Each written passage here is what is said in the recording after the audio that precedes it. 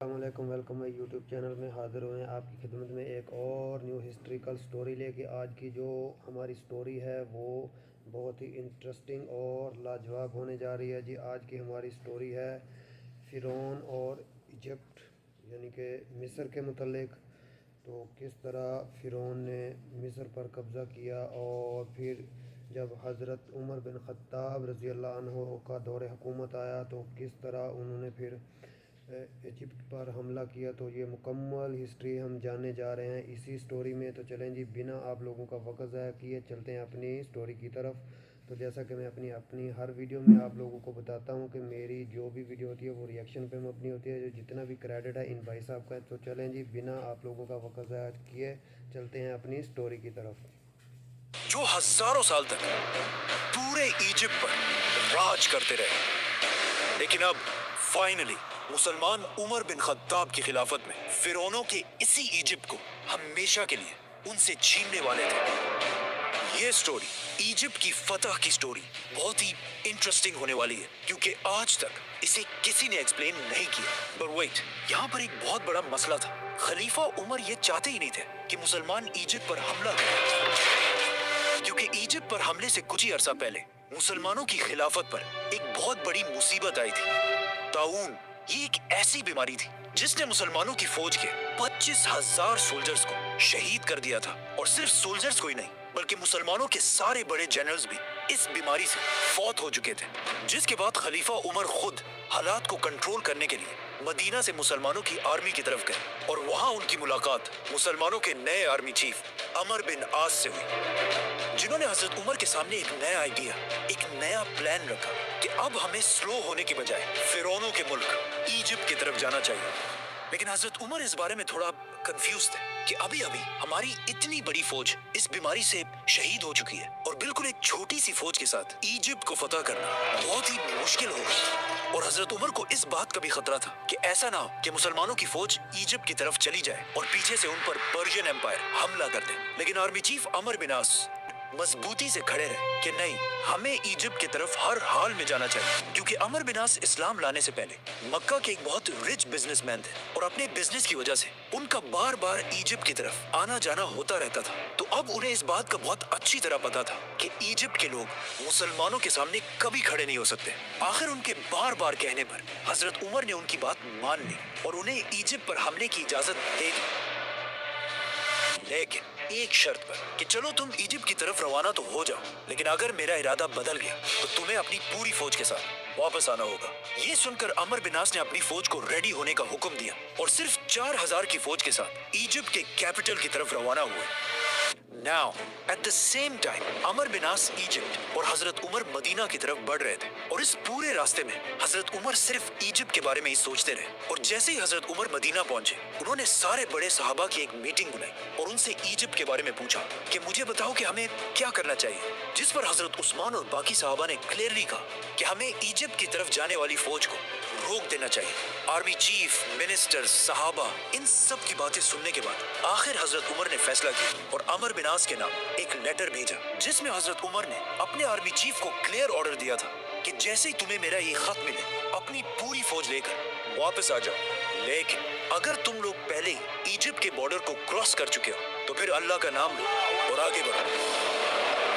جیسے ہی حضرت عمر کا یہ میسنجر عمر بن عاص تک پہنچا، مسلمان پہلے ہی ایجپٹ کے بارڈر کو کراس کر چکے تھے۔ لیکن یہاں پر سٹوری کا ایک دوسرا اینگل بھی ہے کہ جیسے ہی حضرت عمر کا میسنجر عمر بن عاص تک پہنچا، مسلمان ایجپٹ نہیں پہنچے تھے بلکہ ایجپٹ کے بارڈر سے بالکل تھوڑی سی دوری پر تھے۔ لیکن جیسے ہی عمر بن عاص نے حضرت عمر کے میسنجر کو دیکھا، انہیں اچھی طرح سمجھ آ گئی کہ اس لیٹر میں کیا لکھا ہوا ہے۔ تو انہوں نے فوراً یہ لیٹر کھولا ہی نہیں، بلکہ پہلے اس میسنجر کو بٹھایا، اسے کھلایا اور اسے تھوڑا آرام کرنے کو کہا۔ اور جیسے ہی مسلمانوں نے اس بارڈر کو کراس کیا، آرمی چیف عمر بن عاص نے خلیفہ عمر کے لیٹر کو کھولا اور کہا کہ اب تو بہت دیر ہو چکی ہے، اب ہمیں آگے بڑھنا ہی ہوگا۔ اسی کے ساتھ عمر بن عاص مسلمانوں کی پوری فوج کو لے کر یہ سارے علاقے فتح کرتے ہوئے فائنلی ایجپٹ کے کیپٹل کے سامنے جنگ کے لیے ریڈی کھڑے ہو گئے، جسے آج کائرو کہا جاتا ہے۔ اور یہ کوئی عام سٹی نہیں تھی، बल्कि उस जमाने की दुनिया की सबसे पावरफुल सिटीज में से थी, जिस पर पिछले 600 साल से रोमन एम्पायर का राज था और कोई भी उनसे ये सिटी नहीं छीन सका था।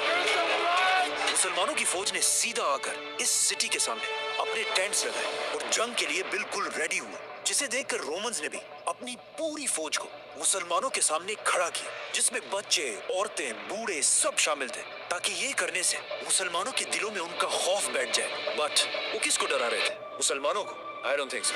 अमर बिन आस ने उनकी इतनी बड़ी फौज देखकर अपना एक मैसेंजर उनके पास भेजा और उसे अच्छी तरह समझाया कि तुमने क्या बोलना है। इस मैसेंजर ने सीधा जाकर सारे रोमन्स के सामने कहा कि तुम लोग जानते भी हो हम कौन है।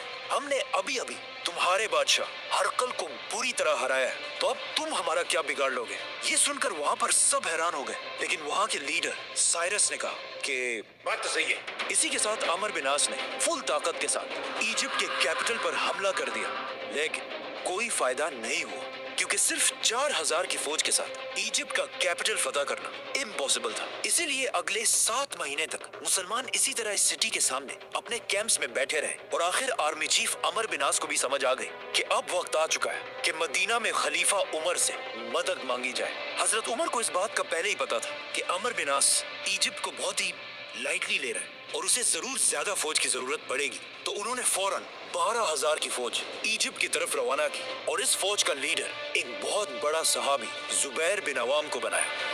हजरत उमर जुबैर रज़ियल्लाहु अन्हु की इतनी इज्जत किया करते थे कि उन्होंने अपनी वफात के बाद खलीफा बनने वाले 6 लोगों में से एक जुबैर बिन अवाम को भी नॉमिनेट किया था, जिसे फिर हम बाद में एक्सप्लेन करेंगे, तो सब्सक्राइब। तो अब ये नई फौज भी आकर अमर बिन आस के साथ इजिप्ट में मिल गई और इन दोनों फौजों ने मिलकर बिल्कुल खालिद बिन वलीद के स्टाइल पर हमले का एक नया प्लान बनाया। अगले दिन रोमन फौज अपने किले से बाहर निकली और दोनों फौजें एक दूसरे के आमने सामने हुई और जंग शुरू हुई। कुछ ही देर के जंग के बाद अचानक मुसलमान जंग से पीछे हटने लगे और आहिस्ता आहिस्ता जंग के मैदान से इतना पीछे आ गए कि ऐसे लगने लगा कि अब फाइनली मुसलमान ये जंग हार जाएंगे। लेकिन एग्जैक्ट इसी टाइम मुसलमानों की एक दूसरी फौज आकर रोमन्स के फौज के पीछे खड़ी हो गई। ये देखकर अमर बिन आस ने दोबारा हमले का हुक्म दिया। इस तरह मुसलमानों ने रोमन्स की फौज को हर तरफ से घेर लिया और फिर इन्हें क्रश कर दिया। लेकिन इस सब के बाद भी मुसलमान इस सिटी में दाखिल ना हो सके। आखिर एक दिन जुबैर बिन अवाम रज़ियल्लाहु अन्हु ने तंग आकर एक बहुत ही बोल्ड डिसीजन लिया और अपने कुछ ही साथियों के साथ रात के अंधेरे में इस सिटी के अंदर दाखिल हुए और सीधा जाकर मुसलमानों के लिए गेट खोल दी। ये देखकर मुसलमानों की पूरी फौज इजिप्ट के कैपिटल में एंटर हुई और इस सिटी को फतह करके यहाँ के गवर्नर को ढूंढने लगी। But it was too late. Governor पहले ही इस सिटी को छोड़कर इजिप्ट की सबसे पावरफुल सिटी अलेक्जेंड्रिया की तरफ भाग चुका था। नाउ गवर्नर भाग तो गया था, लेकिन उसके दिल में मुसलमानों का इतना खौफ बैठ चुका था कि उसने यहाँ से भागते ही मुसलमानों की तरफ एक लेटर भेजा कि अब और बस है, मैं पूरे इजिप्ट को हजरत उमर के सामने सरेंडर करने के लिए तैयार हूँ। अमर बिन आस ने गवर्नर की इस रिक्वेस्ट को बिल्कुल रिजेक्ट कर दिया, क्योंकि उन्हें पता था कि मुसलमानों की जंग इस गवर्नर से नहीं बल्कि रोमन एम्पायर के बादशाह से। आर्मी चीफ अमर बिन आस ने इजिप्ट के सरेंडर की ये ऑफर एक्सेप्ट तो कर ली, लेकिन जब रोमन एम्पायर के बादशाह हेराक्लियस को अपने गवर्नर के इस सरेंडर का पता चला, तो उसे गवर्नर की इस बुज़दिली पर बहुत गुस्सा आया कि इसकी औकात क्या है, इसने मुझसे पूछे बगैर पूरे इजिप्ट को सरेंडर कर दिया। जिसके बाद उसने सारे रोमन फौज को मैसेज भेजा कि गवर्नर की बातों को छोड़ो और मुसलमानों के साथ आखिरी जंग के लिए तैयार हो जाओ।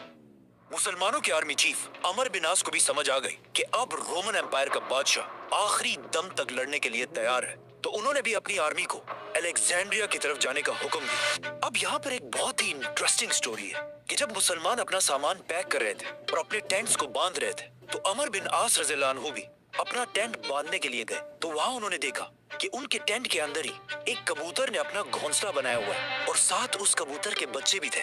तो अब अमर बिन आस ने इस कबूतर के घर को बचाने के लिए इस टेंट को यहीं पर रहने दिया। ये टेंट बहुत ही इंपॉर्टेंट है, क्योंकि आने वाले वक्तों में हर मुसलमान ने इस टेंट को एक निशानी के लिए यहीं पर रहने दिया और इसी टेंट के आसपास आबाद होने लगे। नाउ अरबी में टेंट को फुस्तात कहा जाता है और आगे जाकर इसी कबूतर के टेंट की वजह से इजिप्ट के कैपिटल का नाम ही फुस्तात पड़ा, जो आज तक इजिप्ट का कैपिटल है और उसे कायरो कहा जाता है। Let's come back to the story. Romans के कुछ ही अरसे बाद मुसलमान भी इस सिटी के पास पहुंच गए और इस सिटी को देखकर बिल्कुल हैरान रह गए, क्योंकि अलेक्जेंड्रिया अलेक्जेंडर द ग्रेट के नाम पर बनी एक बहुत बड़ी सिटी थी और हजरत उमर ने अपनी पूरी खिलाफत में इससे बड़ी सिटी पर कभी हमला नहीं किया था, जो दमेस्कस और मदईन जैसी सिटी से भी बहुत बड़ी थी। मुसलमानों ने यहाँ पहुंचकर इस सिटी को फतह करने की बहुत कोशिश की, लेकिन मुसलमानों की सारी कोशिशें बिल्कुल फेल होती रही और अगले 6 महीने तक मुसलमान इस सिटी के दरवाजों के सामने बिल्कुल बेबस बैठे रहे और मुसलमानों के मोराल को और तोड़ने के लिए रोमन बादशाह ने एक बहुत बड़ी फौज मुसलमानों के साथ जंग के लिए तैयार की। अब फाइनली ये लग रहा था कि खलीफा उमर कभी भी इजिप्ट को फतह नहीं कर पाएंगे और मुसलमानों की फौज यहाँ से मायूस होकर वापस चली जाएगी। लेकिन अचानक यहाँ पर एक बहुत बड़ा ट्विस्ट आया और सारी सिचुएशन बिल्कुल बदल गई। अचानक रोमन एम्पायर के कैपिटल इस्तांबुल में द ग्रेट रोमन एम्पायर का आखिरी पावरफुल बादशाह हेराक्लियस 30 साल की हुकूमत के बाद मर गया, जिसके बाद उसके जवान बेटे ने आकर अपने बाप का तख्त संभाला। इस यंग बादशाह से रोमन एम्पायर की बहुत उम्मीदें थी कि ये जरूर मुसलमानों से हमारी खोई हुई ताकत को छीनेगा, लेकिन सिर्फ कुछ ही दिन तख्त पर रहने के बाद इस बादशाह की सुतेली मां ने इसे मार दिया और अपने बेटे को रोमन एम्पायर की तख्त पर बिठाया। लेकिन ये देखकर रोमन एम्पायर के जनरल्स और अवाम को बहुत सख्त गुस्सा आया, जिसके बाद यहाँ पर रोमन एम्पायर में एक बहुत बड़ी सिविल वॉर स्टार्ट हुई, जिसके बाद वो फौज जिसे हेराक्लियस ने मुसलमानों से लड़ने के लिए भेजा था उसे मजबूरन वापस जाना पड़ा। ये सिविल वॉर इतनी बड़ी कि बस सभी एक दूसरे को मारने लगे। लेकिन जब हालात थोड़े कंट्रोल हुए तो रोमन एम्पायर के तख्त पर एक नया बादशाह बैठा हुआ था, लेकिन मसला ये था कि इस नए बादशाह की एज सिर्फ और सिर्फ 11 साल थी। अब आप मुझे बताएं, जब एक 11 साल का लड़का खलीफा उमर के सामने खड़ा होगा तो उसके साथ क्या होगा? खलीफा उमर